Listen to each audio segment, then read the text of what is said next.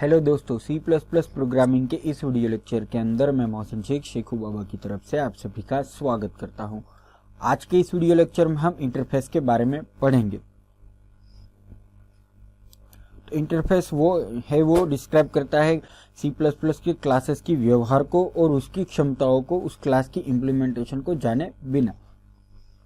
तो C plus plus के interface implementation होते हैं एब्स्ट्रैक्ट क्लासेस की मदद से, और जो एब्स्ट्रैक्ट क्लासेस है उसको डेटा एब्स्ट्रैक्शन से कंफ्यूज मत कीजिए, क्योंकि डेटा एब्स्ट्रैक्शन एक ऐसा कंसेप्ट है जो इम्प्लीमेंटेशन डिटेल्स और उसके डाटा को अलग अलग करता है। तो क्लास है वो तब तक एब्स्ट्रैक्ट क्लास नहीं माना जाएगा जब तक उसका कम से कम एक function pure virtual function declare नहीं होता।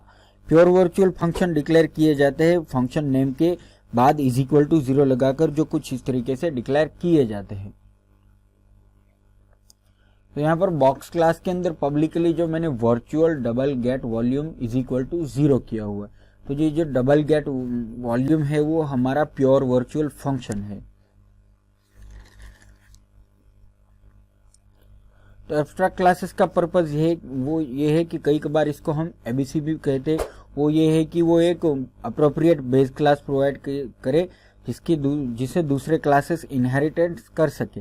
एब्स्ट्रैक्ट क्लासेस को आप ऑब्जेक्ट इंस्टेंशिएट करने के लिए नहीं यूज कर सकते, वो सिर्फ इंटरफेस की ही आपको पेश करेगा। जबकि आप एक एब्स्ट्रैक्ट क्लासेस को ऑब्जेक्ट इंस्टेंशिएट करने की कोशिश करेंगे तो वो एक कंपाइलेशन की एरर होगी। इस तरह अगर आप एबीसी के सब क्लास को इंस्टेंशिएट करने की ज़रूरत होगी तो उसे हर एक वर्चुअल फंक्शन को इम्प्लीमेंट करने की ज़रूरत पड़ेगी। इसका मतलब ये हुआ कि ये इंटरफेस जो डिक्लेयर हुआ है वो एबीसी से उसे सपोर्ट करता है। डिराइव क्लास में प्योर वर्चुअल फंक्शन ओवरराइड नहीं होंगे।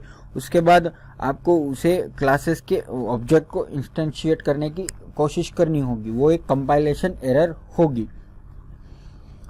क्लासेस जो ऑब्जेक्ट इंस्टेंशिएट करने के लिए यूज होते हैं वैसे क्लासेस को हम कॉन्क्रीट क्लास कहते हैं। तो चलिए एक एग्जांपल देखते हैं जिसके अंदर पेरेंट क्लास इंटरफेस प्रोवाइड करता है बेस क्लास को जो इंप्लीमेंट कर सके गेट एरिया फंक्शन को। तो यहाँ पर शेप क्लास के अंदर पब्लिकली मैंने पहला ही फंक्शन डिक्लेयर कर दिया है वर्चुअल इंटीजर गेट एरिया =0। तो जो गेट एरिया है वो वर्चुअल फंक्शन डिक्लेयर हो गया है। फिर उसके बाद void set width, इसके अंदर w इंटीजर पैरामीटर रखा और width w कर दिया। फिर दूसरा फंक्शन डिक्लेयर किया set height, इसके अंदर भी इंटीजर h पैरामीटर रखा और height h कर दिया। फिर प्रोटेक्टेड मेंबर के अंदर दो वेरिएबल डिक्लेयर किए इंटीजर width और इंटीजर height। इस तरह हमारा पहला शेप क्लास एंड हो गया। फिर दूसरा क्लास बनाते हैं रेक्टेंगल क्लास, उसके अंदर इनहेरिट करते हैं शेप क्लास को। फिर उसके अंदर पब्लिक के अंदर मैंने पहला फंक्शन डिक्लेयर किया गेट एरिया और उसके अंदर रिटर्न करवा दिया width × height। इस तरह हमारा दूसरा क्लास भी एंड हो गया। फिर हमारा तीसरा क्लास हम डिफाइन करते हैं ट्रायंगल क्लास और उसके अंदर इनहेरिटेंस करते हैं शेप क्लास को। फिर पब्लिक मेंबर के अंदर हम डिक्लेयर करते हैं इंटीजर गेट एरिया और उसके अंदर रिटर्न कर देते हैं width × height / 2। फिर मेन फंक्शन के अंदर रेक्टेंगल का रेक्ट ऑब्जेक्ट बनाते हैं और ट्रायंगल का ट्राई ऑब्जेक्ट बनाते हैं। अब रेक्टेंगल के रेक्ट डॉट सेट width 5 कर देते हैं और सेट हाइट 7 कर देते हैं। तो यहाँ पर रेक्टेंगल के अंदर 5 और 7 होंगे। फिर सी आउट कर देते हैं total rectangle area rectangle dot get area. फिर ट्रायंगल का ट्राई के अंदर सेट width 5 और 7 कर देते हैं और उसको भी सी आउट कर देते हैं total triangle area try dot get area. Return 0 से प्रोग्राम को क्लोज कर देते हैं और चलिए इस प्रोग्राम को कंपाइल और रन करते हैं, देखते हैं हमें आउटपुट में क्या मिलता है।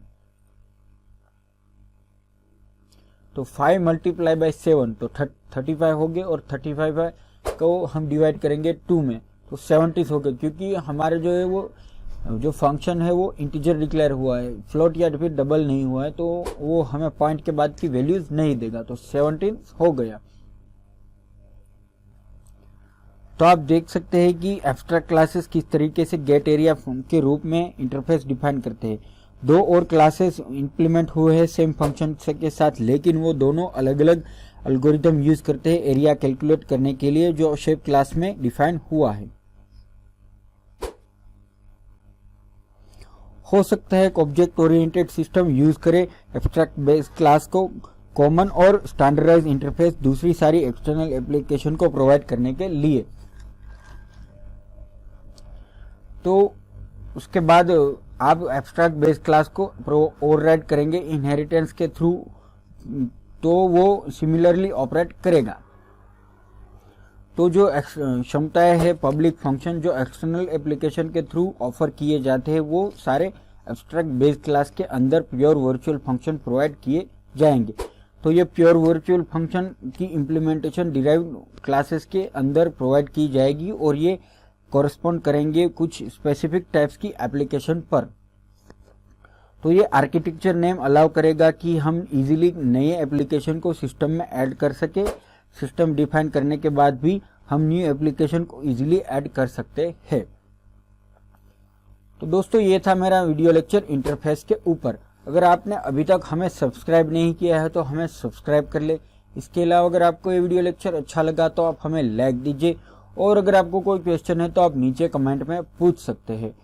हमारा ये वीडियो देखने के लिए थैंक यू और अगले वीडियो तक के लिए गुड बाय।